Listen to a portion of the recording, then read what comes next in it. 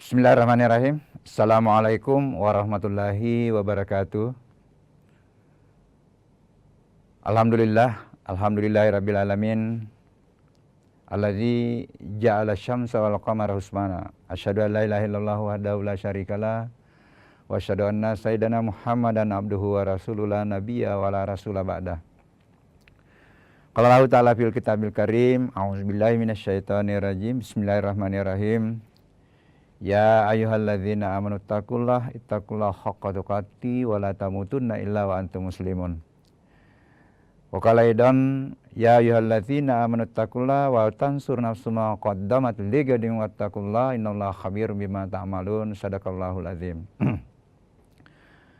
Hadirin para pemirsa Mutiara Iman Kompas TV yang insyaallah dimuliakan Allah.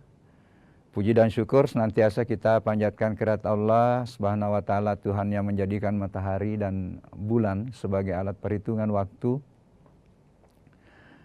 Alhamdulillah kita sekarang sudah berada pada bulan Zulhijjah, bulan terakhir tahun Hijriah.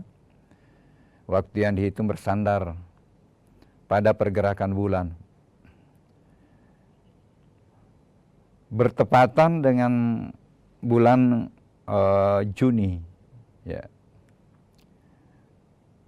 Zulhijjah merupakan salah satu bulan hurum, bulan yang mulia dan dimuliakan bagi umat Islam, sekaligus bulan terakhir. Sehingga kita coba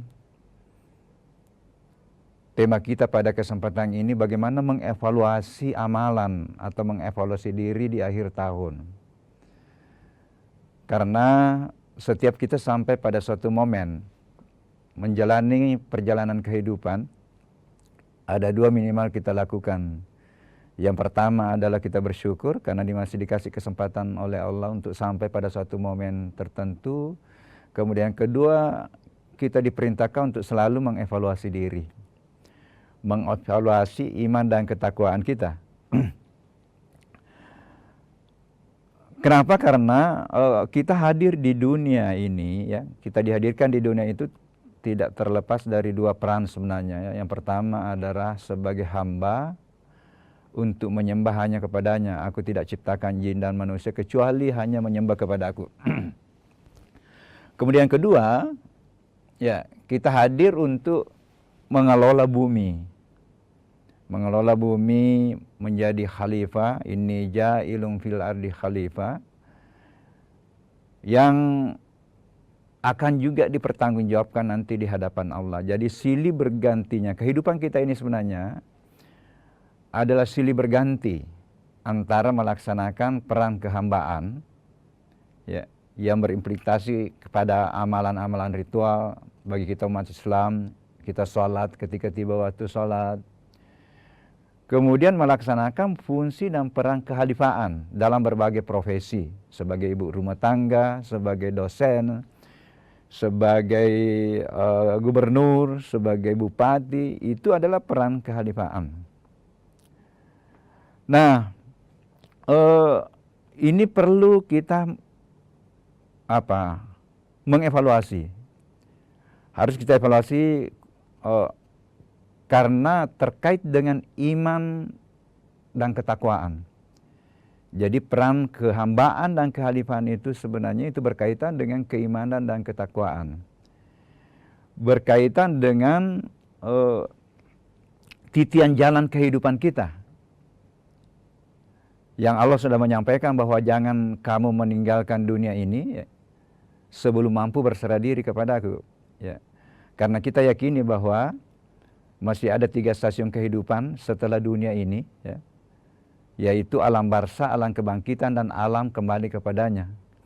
Kaifa takfuruna billahi wa kuntum amwatan fa ahyakum tsumma yumitukum tsumma yuhyikum tsumma ilaihi turja'un. Pahamilah semua hai umat manusia bahwa awalnya ini kita berasal dari suatu ketiadaan, berasal dari maut. Kemudian kita hidup mulai dari alam rahim, ya, diproses di dalam rahim selama kurang lebih 9 bulan 10 hari. Kemudian kita keluar dari rahim untuk melanjutkan perjalanan kehidupan kita di alam dunia ini. Jadi kita lanjutkan, tetapi kita sudah komitmen. sudah menggenggam syahadat di dalam rahim, alas birabikum qalu bala syahidna. Jadi kita sudah pernah, sebenarnya semuanya sudah pernah mengenal Tuhan. Sudah pernah bersumpah di hadapan Allah di dalam rahim bahwa kita siap menghambakan diri, mengakui Tuhan sebagai hamba dan mengakui diri kita sebagai hamba dan siap untuk menghambakan diri. Nah, Allah menyampaikan sebelum kamu pindah ke alam barzah, ya, jangan kamu pindah sebelum mampu berserah diri kepada aku. Nah, bagaimana caranya kita bisa berserah diri? Tangganya adalah takwa. Bagaimana kita bisa bertakwa? Tangganya adalah iman. Nah, takwa itu adalah amalan yang dilandasi iman. Nah, inilah yang kita akan coba bagaimana kita mengevaluasi, ya. Bagaimana kita mengevaluasi posisi iman dan ketakwaan kita di akhir tahun ini, ya. Karena perlu saya sampaikan bahwa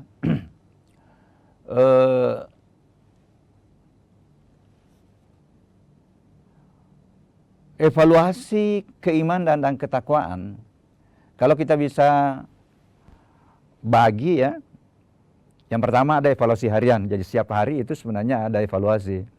Makanya dianjurkan setiap mau tidur, setelah kita beraktivitas selama 24 jam sebelum tidur itu kan kita dianjurkan untuk merenung apa yang dilakukan tadi siang, kemudian apa yang perlu diperbaiki, kemudian kita tidur. Nah, kemudian ada evaluasi pekanan, ya, setiap pekan bisa kita evaluasi diri kita.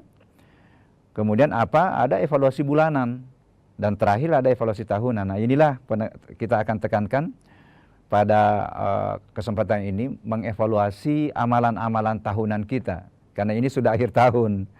Nah, itu nanti sangat bermanfaat untuk membuat suatu program bagaimana kalau Allah masih mengkasih kesempatan kita untuk masuk pada bulan Muharram nanti tahun baru, itu kita menggunakan sebagai dasar untuk membuat lagi progres di Muharram itu, mempersiapkan diri untuk selama 1 tahun.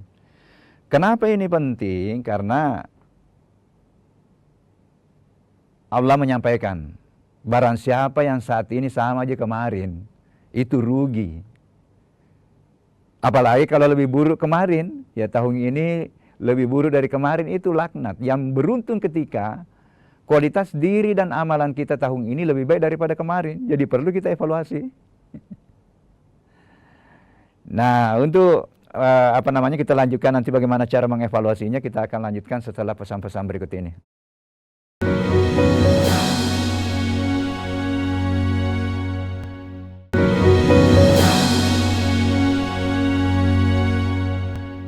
Para pemirsa Mutiara Iman Kompas TV yang insya Allah dimuliakan Allah. Nah, kita kembali, ya, karena ini sudah akhir tahun, jadi kita harus melakukan evaluasi tahunan. Nah, evaluasi tahunan sebenarnya itu adalah merupakan kumpulan dari evaluasi bulanan.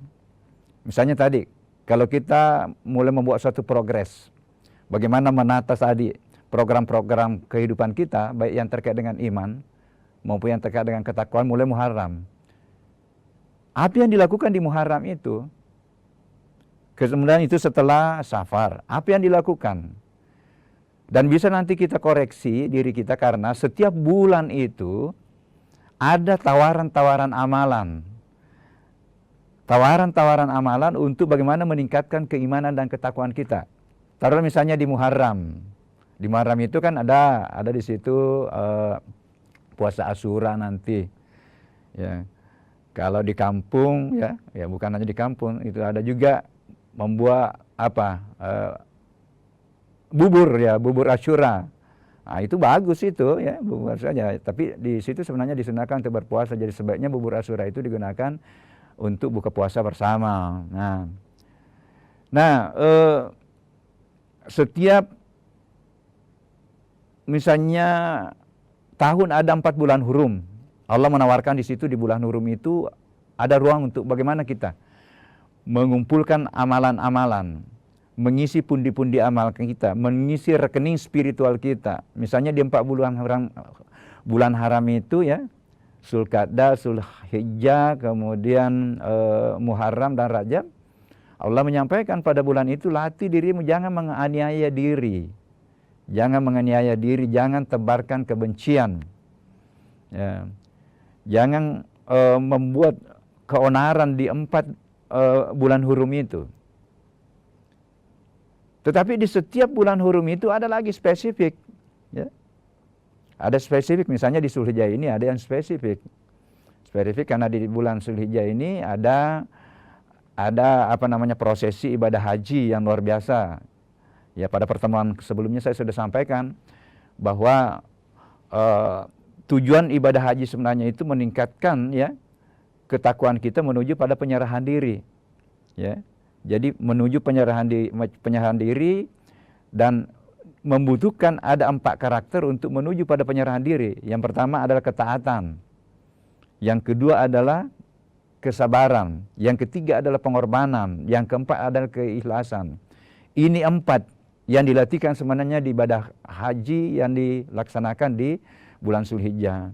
Nah, saya sudah sampaikan bahwa keempat karakter ini bisa dilatihkan di mana saja. Bisa dilatihkan di Makassar, di mana saja kita berada, kapan saja kita bisa latih diri kita untuk taat. Ya, melalui perenungan. Kemudian kita bertobat ya. Kemudian bagaimana kita berniat, berkomitmen untuk tidak melakukan lagi hal-hal yang tidak diridhoi Allah. Ya, kemudian kita selalu bergerak, tetapi setiap pergerakan kita itu menuju pada satu titik, mencari ridha Allah. Dan setiap kita bergerak mencari rezeki, selalu kita mengingat Allah, berzikir kepada Allah. Selalu kita mensucikan Allah. Selalu kita berusaha mentauhidkan Allah. Selalu kita berusaha bagaimana menghadirkan dalam tanda petik hadirnya kejujuran di profesi, hadirnya tanggung jawab, hadirnya motivasi kerja di profesi kita. Nah, sehingga lahir tadi 4 karakter untuk mengantar kita menuju pada penyerahan diri. Nah, tadi saya sudah sampaikan bahwa sebenarnya evaluasi amalan tahunan itu merupakan kumpulan ya dari amalan-amalan setiap bulan yang kita lakukan. Tadi ada 4 bulan hurum, kemudian ada di bulan di bulan Rabiul Awal. Di situ kan ada syiar melaksanakan Maulid. Ya, di situ juga peluang untuk kita mendapatkan amalan-amalan baik. Ya.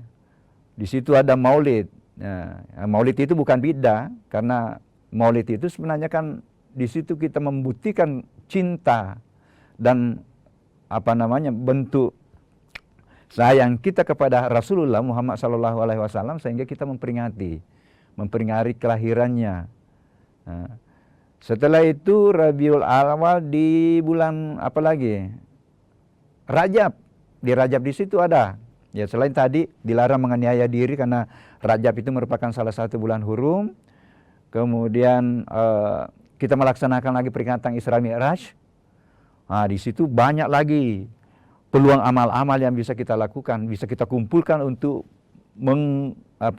mengisi pundi-pundi amal sehingga kita bisa mengevaluasinya di akhir tahun.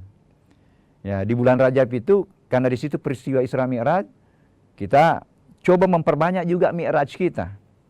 As-salatu mi'rajul mu'minin.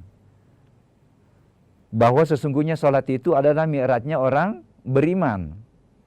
Di situ kita latih diri kita memperbanyak salat-salat sunnah. Kalau belum terbiasa kita tahajud, di situlah sangat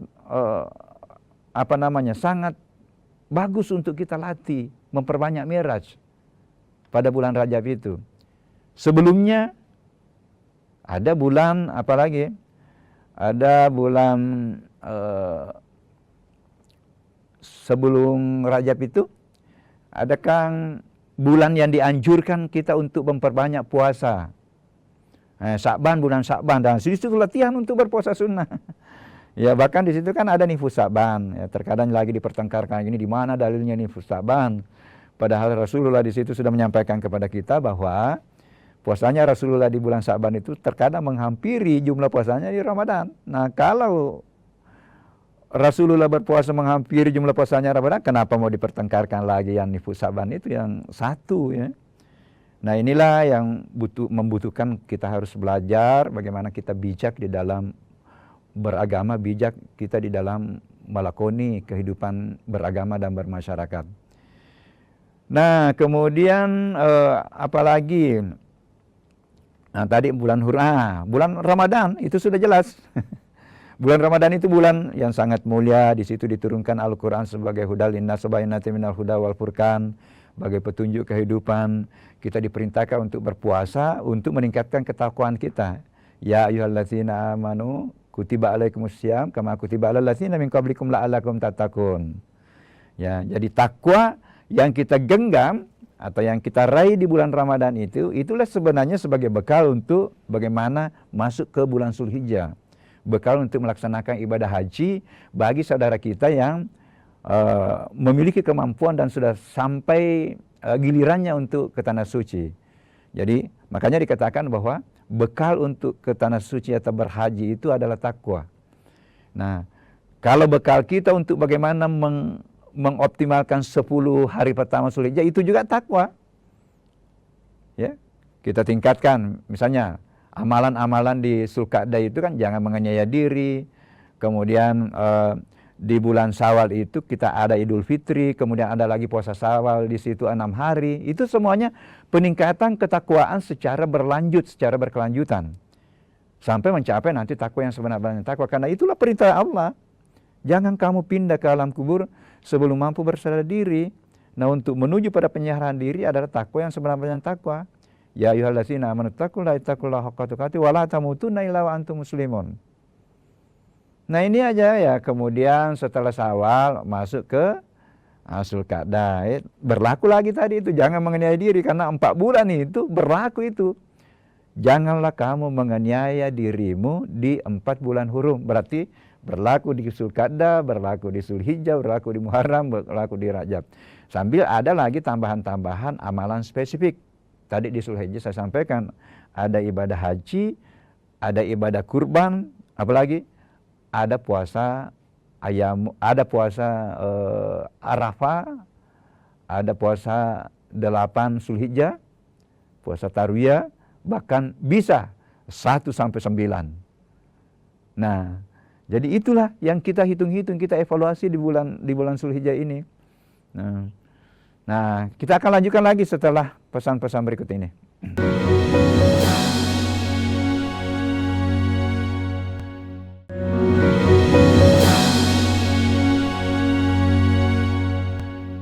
Para pemirsa Mutiara Iman Kompas TV yang insya Allah dimuliakan Allah,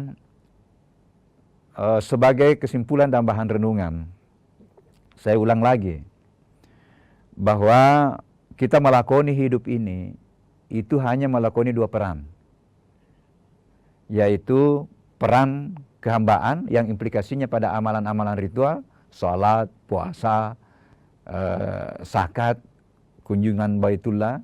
Kemudian kedua adalah kita diciptakan, dihadirkan di bumi ini sebagai Khalifatullah untuk mengelola bumi dan memakmurkan, ya, mengelola dan memakmurkan. Jangan merusak lingkungan, ya. Nah, kemudian tingkatan-tingkatan kualitas keberagaman kita itu tadi iman sebagai dasar untuk beramal, itulah takwa, dan paling puncak adalah berserah diri muslim. Tetapi bagaimana caranya menuju kaum muslimun? Harus tangganya adalah takwa. Bagaimana takwa tadi? Ya perbaiki amalan yang terkait dengan ibadah ritual kita, kemudian perbaiki amalan kita yang terkait dengan fungsi kehalifaan. Saya biasa katakan, yang terkait dengan fungsi kehalifaan itu hanya 2, berkaitan dengan interaksi manusia, hubungan kemanusiaan. Yang kedua, kehalifaan yang terkait dengan berinteraksi dengan alam, berinteraksi dengan lingkungan. Nah, sehingga 3 yang harus diperbaiki untuk memperbaiki tadi ketakwaan kita. Perbaiki hubungan kita dengan Allah, perbaikan hubungan kita dengan sesama manusia, dan jangan merusak lingkungan. Perbaiki hubungan kita dengan alam ini. Jadi 3 pilih perbaiki. Nah, yang itu yang dievaluasi. Evaluasi bagaimana amalan-amalan bulanan tadi, kemudian kita evaluasi dan kita bisa memprediksi bagaimana rekening spiritual kita untuk menjadi dasar untuk menyusun progres lagi di Muharram nanti. Kemudian ada evaluasi harian. Evaluasi harian di situ itulah ada wajib kan? Karena di setiap kegiatan-kegiatan kita ini hanya tadi itu, bahwa amalan itu ada yang wajib, ada yang sunnah.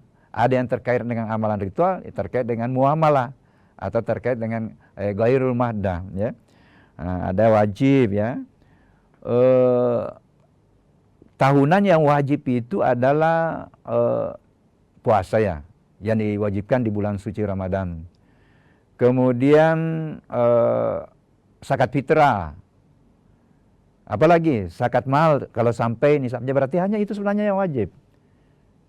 Jadi salat itu harian harus wajib, kemudian wajib tahunan itu puasa Ramadan di bulan Ramadan, kemudian zakat fitrah, kemudian zakat mal yang sampai nisabnya. Berarti kalau begitu yang lain itu semuanya posisinya adalah dianjurkan dan disunahkan. Dan perlu saya sampaikan, inilah nanti sebenarnya yang menjadi pembeda kita tampil dengan yang lain.